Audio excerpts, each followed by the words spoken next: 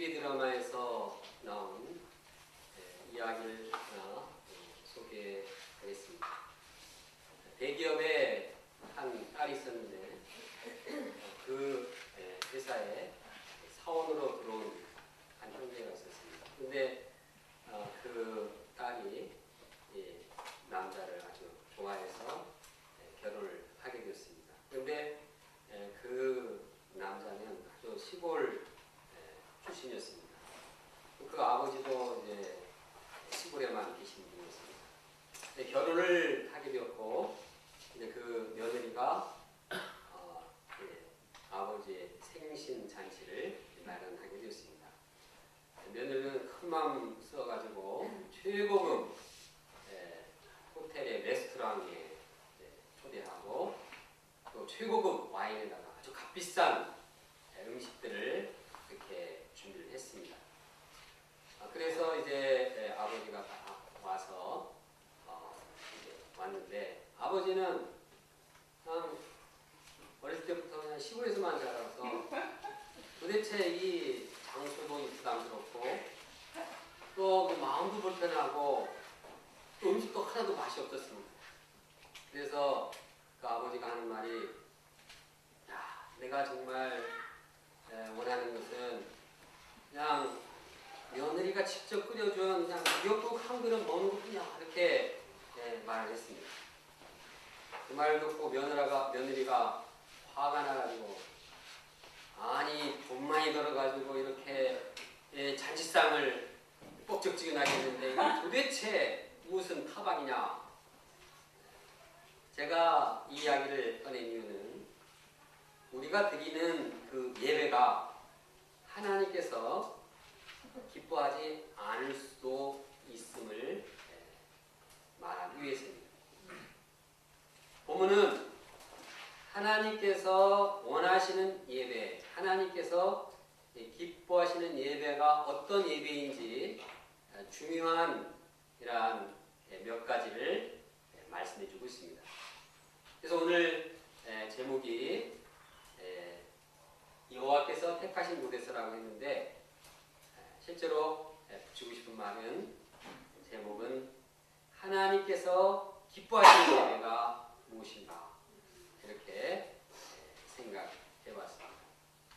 하나님께서 기뻐하시는 예배가 무엇인가를 우리가 본문 말씀을 통해서 영접하고 정말 하나님이 원하는 예배를 드리기 바랍니다. 또 우리가 공식적인 예배뿐만 아니라 실제 우리 삶이 하나님이 원하시는, 기뻐하시는 예배가 되기를 간절히 원합니다. 첫째, 우상을 철저히 제거하라. 지도자 모세는 이스라엘 백성들이 가나안 땅에 들어가서 평생토록 지켜야 할 규례와 법도를 말씀했습니다. 그런데 이스라엘 백성이 가장 먼저 해야 할 일은 올바른 제사, 올바른 예배를 드리는 것이었습니다. 그들이 올바른 예배를 드리기 위해서 먼저 해야 할 일이 있었습니다. 그것은 이방 신전과 신상들을 모두 다 멸하는 것입니다. 당시 가나안 사람들은 산에서, 특히 높은 산에서 푸른 나무 아래에서 제사를 드리는 것을 즐겼습니다. 왜냐하면 산이 높으니까, 하늘에 가까우니까 이제 높은 산에서 제사 드리면은 이 자기 신과 가깝게 있다, 거기서 제사를 드릴 수 있다 생각했기 때문입니다. 또 푸른 나무, 이것은 울창한 숲에서 제사를 드린 것은 이 좀 신비하고 웅장한 이 분위기 안에서 제사를 드리게 되면 뭔가 경외감을 불러일으키게 되기 때문입니다. 그래서 그들은 이러한 이 산속이나 또 울창한 숲속에 참 전국적으로 이렇게 제사를 드리는 이러한 문화가 형성이 되었습니다. 한편 이스라엘은 이러한 문화와 이러한 우상을 섬기는 풍습을 가진 가나안 땅에 들어오게 되었습니다. 그들은 새로운 땅에 적응하기 위해서, 그곳에서 안주하기 위해서 그 땅의 문화를 알고 싶었습니다. 그 땅의 풍습도 알고 싶었습니다. 그리고 이제 그 가운데서 안착하기를 원했습니다. 마치 이것은 우리가 신세대들과 살아가기 위해서는 신세대들을 잘 연구하는 것이 필요한 것을 느끼는 것 같습니다. 그러나 하나님께서는 이스라엘 백성들이 가나안 땅에 들어가서 타협하지 말아야 할 것을 말씀합니다. 그것은 이방 우상의 영향을 받지 않는 것입니다. 하나님께서는 가나안 사람들이 섬기는 이방 신전, 우상들, 신상들을 다 제거하기를 원하셨습니다. 이방신들이 섬기는 곳은 높은 산뿐만 아니라 낮은 산이나 푸른 나무가 있는 데나 아주 다 보이는 족족 우상들을 아예 그냥 흔적을 남기지 않고 다 멸하도록 했습니다. 조각한 신상들을 부수고 제단을 헐고 주상을 깨뜨리고 아세라상을 불사르고 신상들을 찍어 없애도록 했습니다. 왜 이렇게 철저히 우상을 제거하도록 하셨을까요? 이것은 이스라엘 백성이 우상의 영향을 받아서 올무에 걸리게 될까 염려했기 때문입니다. 모세는 말합니다. 너는 스스로 삼가 내 앞에서 멸망한 그들의 자취를 밟아 올무에 걸리지 말라. 또 그들의 신을 탐구하여 이르기를 이 민족들은 그 신들을 어떻게 섬겼는지 나도 그와 같이 하겠다 하지 말라. 하나님 이외에 어떤 우상도 호기심을 가지고 연구하다 보면 그 덫에 걸리게 되는 것입니다. 그러므로 우상은 탐구해야 할 대상이 아닙니다. 우상은 호기심을 가져야 할 대상이 아닙니다. 우상은 경계하고 파멸해야 할 대상인 것입니다. 우상에 대해서는 처음부터 아예 미련을 갖지 말고 철저히 제거해야 합니다. 우상은 헐고 깨뜨리고 불사르고 또 찍고 멸해야 하는 것입니다. 우상 숭배가 얼마나 심각한 죄이길래 이처럼 처음부터 철저하게 멸하도록 하셨을까요? 그들이 우상을 숭배하면 어떤 결과에 이르게 되는 것일까요? 그들이 우상을 숭배하게 되면 그들은 하나님과 올바른 관계가 이루어지지 않습니다. 하나님과 사랑의 관계 이루어질 수 없습니다. 하나님께 올바로 예를 드릴 수가 없습니다. 개인뿐만 아니라 그 공동체, 더 나아가서는 주변 다른 민족들에게도 피해를 주게 되는 것입니다. 이스라엘 역사가 이를 보여주고 있습니다.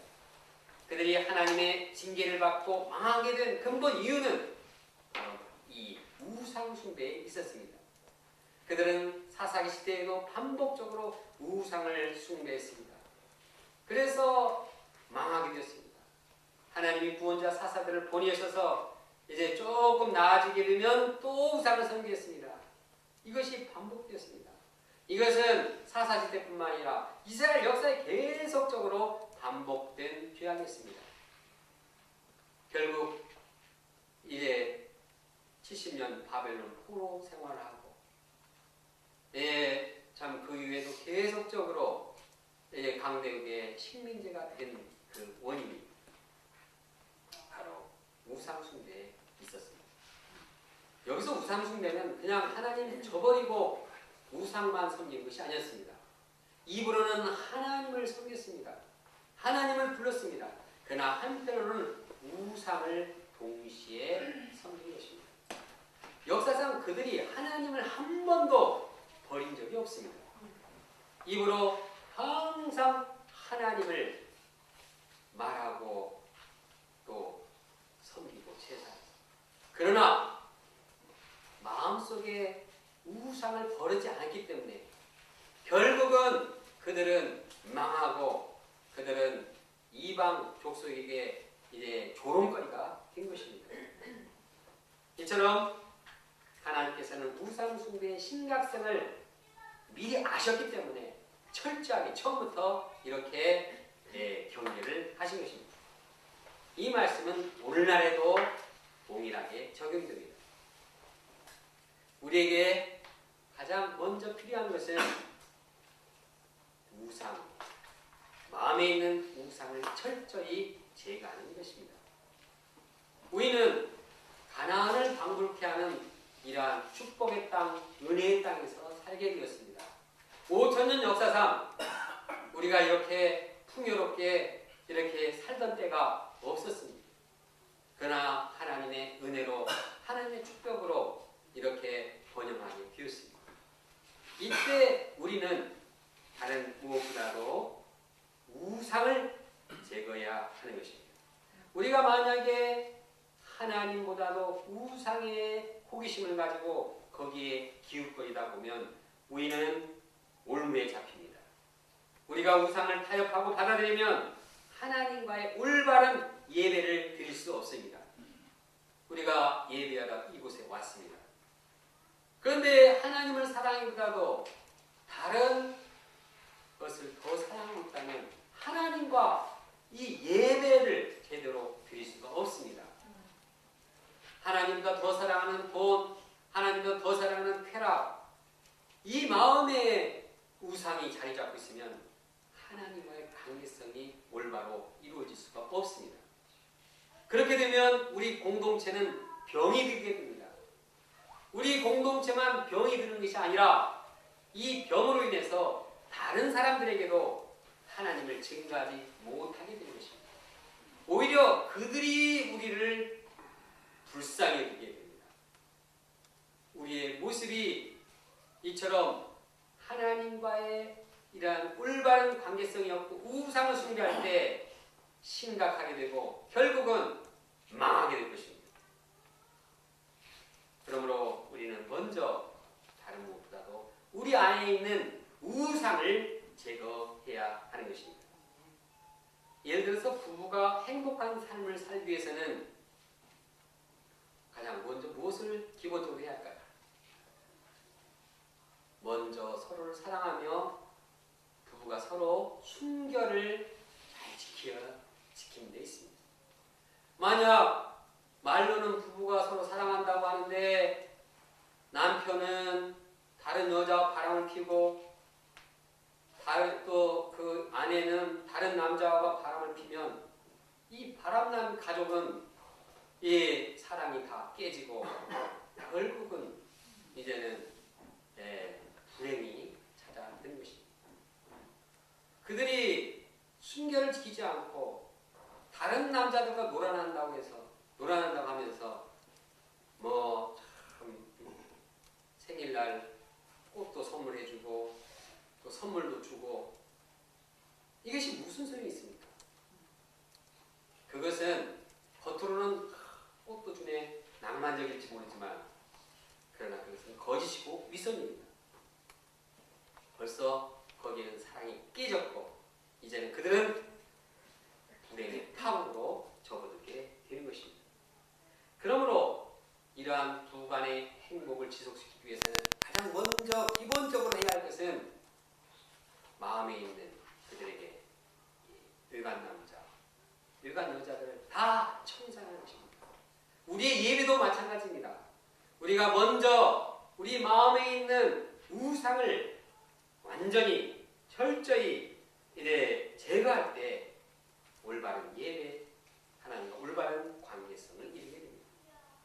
우리가 아무리 참 예술적인 예배, 분위기가 정말 뿅 하는 예배를 드린다고 할지라도 마음에 우상을 섬기고 있다면 하나님은 그 예배를 기뻐받지 않습니다. 하나님보다 더 사랑하는 각종 우상들, 돈의 우상, 쾌락의 우상, 자녀의 우상, 이런 자기의 우상, 이 모든 우상을 제거할 때 하나님께서 기뻐받으시는 예배가 되는 것입니다. 사도 바울은 로마서에서 말씀하고 있습니다. 그러므로 형제들아 내가 하나님의 모든 자비하심으로 너희를 구원하노니 너희 몸을 하나님이 기뻐하시는 거룩한 산제물로 드리라. 하나님께서는 우리 안에 우상이 없는 거룩한 산제물이 되기를 원하십니다. 우리의 몸이, 우리의 삶이 정결하게 되어서 깨끗하게 되어서 나 자신을 제물로 드리라고 말씀하십니다. 이것이 너희의 영적 예배라고 말씀하고 있습니다.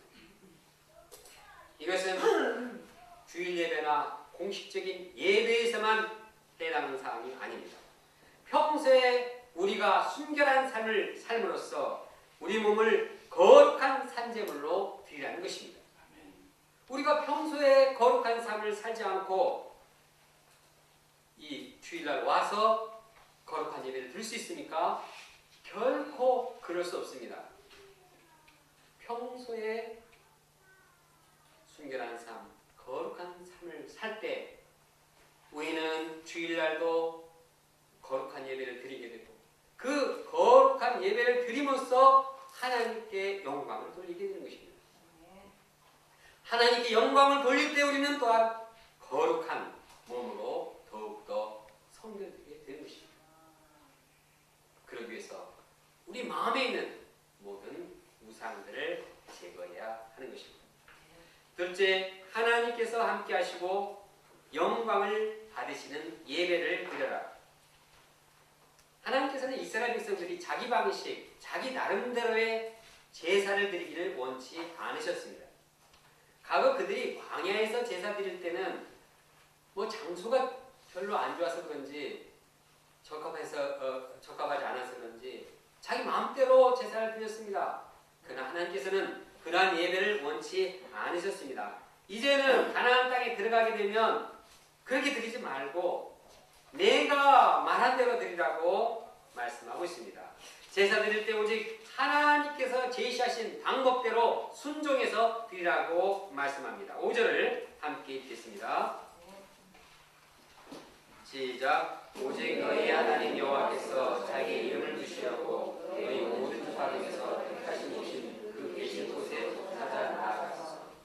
하나님께서는 자신이 지정한 곳에 찾아가서 거기서 예배를 드리라고 말씀합니다. 이 말씀을 한두 번이 아니라 5번이나 이 12장만 5번이나 강조하고 있습니다. 왜 하나님께서는 자기가 정하신 곳에서만 제사를 드리게 했을까요? 이는 하나님께서 그곳에 계셔서 그분의 영광을 나타나게 위해서입니다. 5절과 11절에 오면 자기 이름을 두시려고 그곳에 자기 이름을 두시겠다. 다른 곳에서는 내 이름을 두지 않고 그곳에 내 이름을 두겠다고 말하고 있습니다. 그곳에 자기 이름을 둔다는 말은 그곳에 하나님께서 함께 하시고 그곳에 자기의 영광을 드러내시겠다는 말씀입니다. 5절 뒷부분에 보면 하나님께서 지정하신 곳이 그분이 계실 곳이라고 말씀하고 있습니다. 하나님께서는 그분이 정하신 장소에 국한하여 거기에 함께 하십니다. 거기에서 함께 하시고 거기에서 그분의 이름의 영광을 드러내십니다. 그러므로 이스라엘 백성들이 아무리 열심히 예배를 드리고 자기 나름대로 예배를 드린다 할지라도 하나님께서 말씀하시지 않는 곳에서 예배를 드리면 아무 소용이 없습니다. 거기에는 하나님도 계시지 않습니다. 거기에는 하나님의 영광이 드러나지 않기 때문입니다. 그러면 하나님께서 말씀하신 그 지정한 곳은 어디입니까? 당시는 예루살렘 성전입니다. 또 다른 몇 곳이 있습니다. 그런데 예수님 이후에 있어서 이 하나님께서 지정하신 장소는 예수님, 바로 그분입니다. 예수님이 성전이 되시는 것입니다. 예수께서는 말씀하셨습니다. 너희가 이 성전을 헐라 내가 사흘 동안에 일으키리라. 예수님께서는 십자가에 피 흘려 돌아가시고 사흘 만에 다시 사심으로써 영원한 살아있는 성전이 되셨습니다. 성전보다 더 큰 이가 여기 있느니라. 자신이 성전보다 더 큰 분이라고 말씀하고 있습니다. 그러므로 문제가 있었든지 성전 되신 예수님께 예배를 드리면 거기에 하나님께서 함께 하시고 하나님의 영광을 드러내게 되는 것입니다. 그러면 하나님께서 함께 하시는 예배를 드리기 위해서 구체적으로 어떻게 해야 할까요? 예수님께서는 말씀하십니다. 하나님은 영이시니 예비하는 자가 영과 또한 진리로 예배할지니라. 하나님은 영이십니다. 하나님은 보이지 않습니다. 이 보이지 않는 하나님이 어떻게 우리와 함께 하십니까? 우리 안에 있는 영으로 함께 하십니다. 어떻게 우리 마음에 영이 있고 어떻게 우리 마음이 영을 깨닫게 됩니까? 우리가 기도할 때 하나님께서는 우리에게 성령을 주십니다. 특히 우리가 회개하고 하나님 앞에 기도할 때 하나님께서는 성령을 충만히 베풀어 주십니다. 우리는 우리 마음에 하나님께 기도함으로써 영이 살아나고 하나님이 그 영이 함께 하신 것을 깨닫고 체험하게 됩니다. 또한 이제 하나님께서 진리를 통해서 우리에게 영을 허락하십니다. 진리에는 성령이 함께합니다. 진리의 말씀은 성령이 함께하심으로써 우리가 말씀을 깊이 묵상하고 마음에 영접할 때 하나님의 영이 우리 가운데 함께 하시는 것입니다. 이처럼 우리가 기도하고 말씀을 던집을 때 우리는 영이 충만해서 하나님의 영과 함께함을 깨닫게 되고 만나게 되고 대화하게 되고 예배를 드리게 되는 것입니다. 실제적으로 기도와 말씀이 충만한 수양일 때 우리는 하나님 영을 체험하고 깨닫고 또한 우리의 영을 주님께 예배드리게 되는 것입니다. 반면에 예배드릴 때 하나님의 말씀은 없고 인간적인 헛소리만 한다면 어떻게 될까요? 말은 많이 하는데 진리의 말씀이 없다고 하면 하나님께서는 이것을 보고 다음과 같이 말씀하실 것입니다. 네가 내 말은 다 무시하고 그냥 너 잘났다고 그냥 떠드는데 그러면서 나를 만난다고 하는데 도대체 나는 참 답답하다. 하나님은 자신의 말씀이 우리와 함께하지 않을 때 답답해하십니다.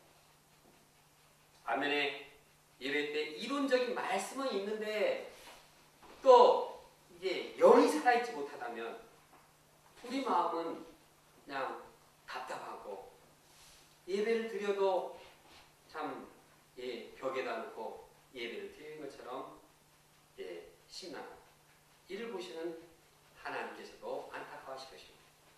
그럼 우리는 기도하고 말씀을 깊이 묵상하고 영접하는 가운데 살아계신 하나님을 만나는 영이신 하나님과 우리의 마음에 영이 함께 교제하는 예배를 드려야 하는 것입니다.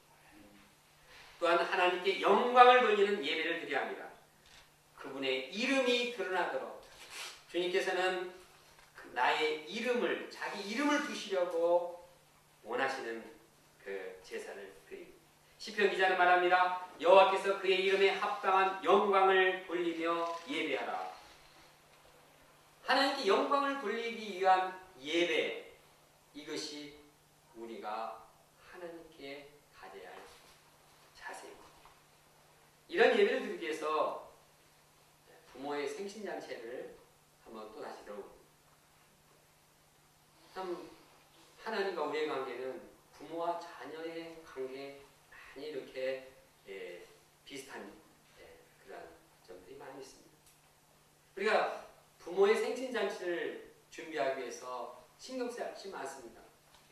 어디서 잔치를 해야 할까? 메뉴는 뭘로 해야 될까? 생신잔치를 하는데 내가 작업복을 입을까? 아니면 단정하게 입을까? 신경 써야 할 것들이 참 많이 있습니다. 그런데 부모의 생신잔치에서 빼놓을 수 없는 순서는 자식들이 부모에게 드리는 감사의 순서요.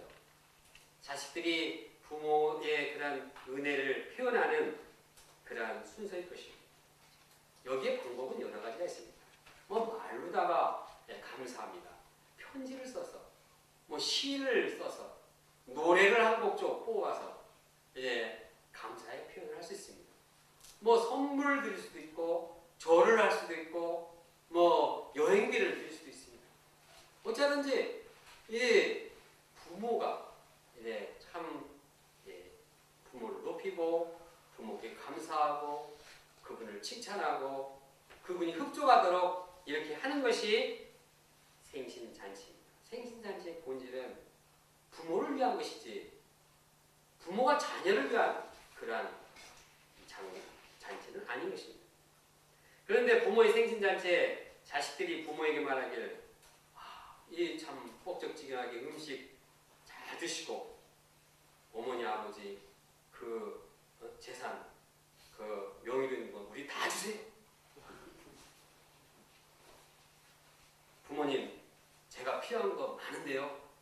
이 밥 드시고요. 그거 다 주세요. 이것이 부모의 생신잔치에서 할 소리입니까? 부모는 그러한 말을 별로 기뻐하시지 않은 것입니다. 우리의 예배도 마찬가지입니다. 예배를 받으신 분은 하나님이십니다. 우리가 영광과 찬양과 존귀와 모든 찬송을 받도록 기도하고 주님께 영광을 돌려야 하는 것입니다. 그런데 예배 드릴 때 하나님 아버지 이것도 주시고 저것도 주시고요. 이 일도 잘 되게 주시고요. 저 일도 잘 되시고요. 저도 잘 되게 하시고요. 제 아들도 잘 되시고 제 손주도 제 자손들 다 잘 되게 도와주세요. 계속 달라고만 하면 이 예배는 주객이 전되는 것입니다. 하나님께서는 그런 예배를 기뻐할 수가 없습니다.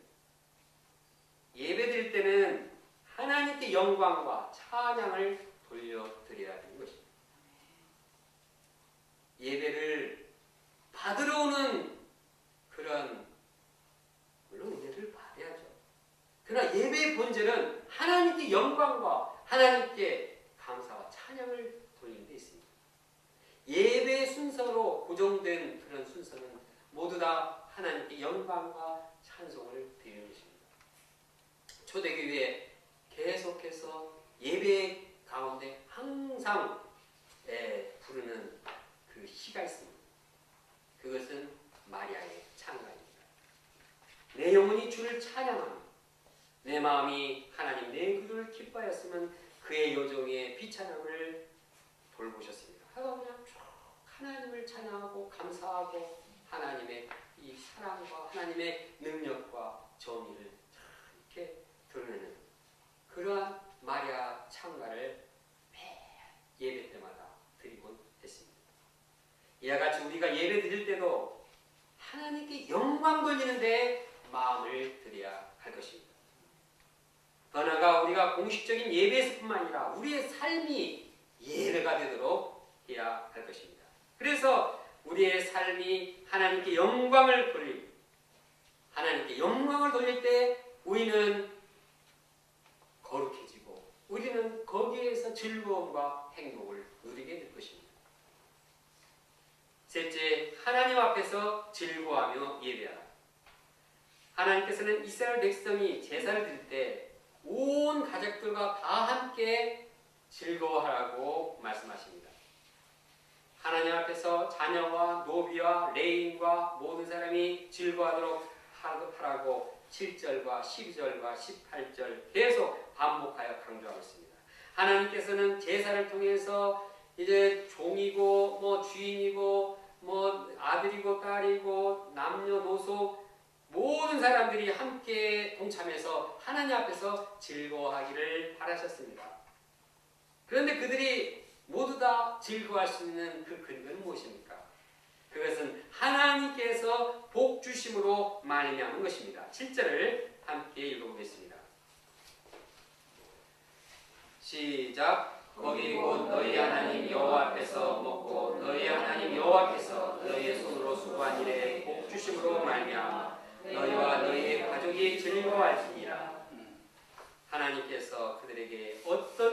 주셨습니까? 하나님께서는 그들을 택하셨습니다. 하나님께서는 그들을 자기 자녀로 삼으셨습니다. 하나님께서는 그들의 자손을 번성케 하셨습니다. 하나님께서는 동식물을 허락하시고 그들에게 필요한 모든 것들을 다 제공하셨습니다. 그들이 살아가는 데 있어서 모든 것들은 다 하나님의 은혜요, 하나님의 축복입니다. 우리가 불평, 불망할 필요가 없습니다. 나에게 생명을 주신 것, 나에게 이런 환경을 주신 것, 우리는 어떤 상황에 있어도 하나님께서 복 주신 것을 생각할 때 감사하고 찬양을 하게 되는 것입니다.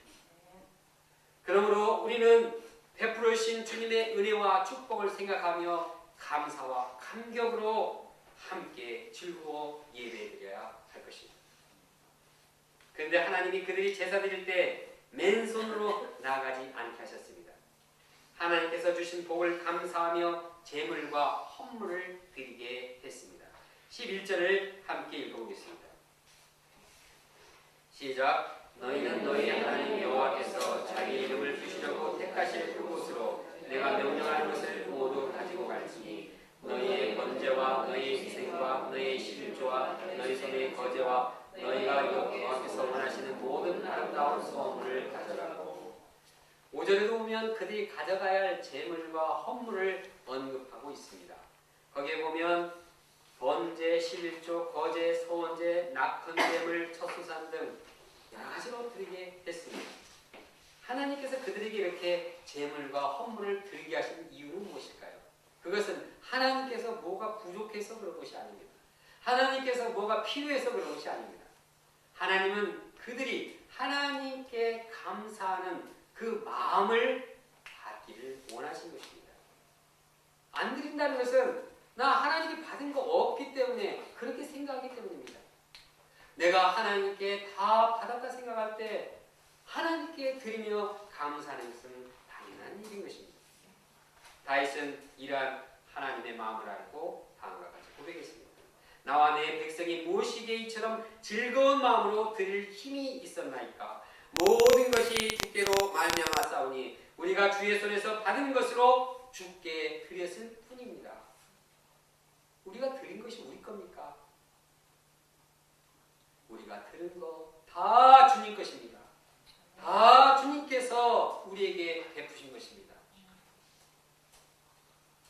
내가 이래서 내가 돈 받지 않았습니다. 그러나 그것은 자기 앞만 보는 어리석은 시야입니다. 내가 직장을 갖게 되고 내가 모든 환경을 예비해 주신 그 하나님이 없이는 우리는 이러한 은혜를 거둘 수가 없습니다. 더 나아가 하나님은 그들이 드린 제물과 헌물을 모든 사람들이 함께 먹으면서 즐거워하기를 원하셨습니다. 이는 마치 부모가 자기 자녀들이 함께 모여서 같이 즐거워하면서 이제 먹고 마시기를 원하는 것 같습니다. 그럼 우리가 예배 드릴 때 하나님께 감사하는 마음으로 헌금을 드리기 원합니다. 우리를 위해서 독생자 예수님을 아끼지 않으시는 그 주님, 우리를 위해서 사랑과 모든 기적을 아끼지 아니하시는 그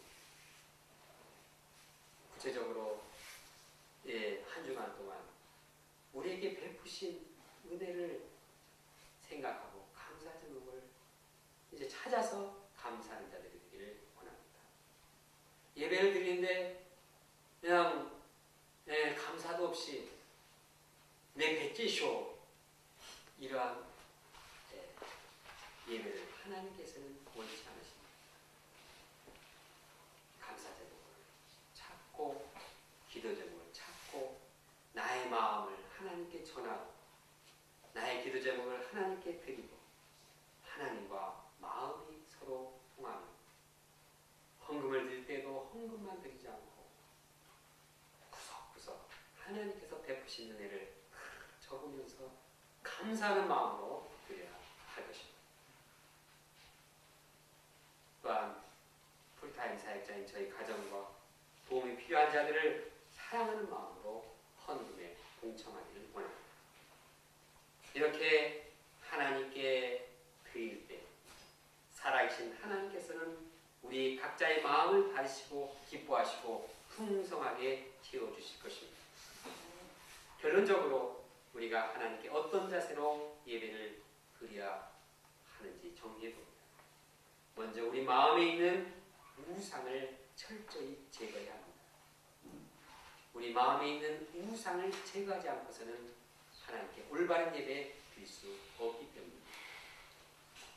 또한 우리가 예배 드릴 때 하나님께서 함께 하시며 영광을 받으시도록 예배 드려야 합니다. 또 하나님이 주신 은혜를 감사하며 헌금을 드리고 모든 사람이 함께 사랑함으로 즐거워하는 예배를 드려야 하겠습니다. 다 같이 11절 말씀을 함께 읽겠습니다. 시작. 너희는 너희 하나님 여호와께서 자기 이름을 두시려고 택하실 그곳으로 내가 명령하는 것을 모두 가지고 갈지니 곧 너희의 번제와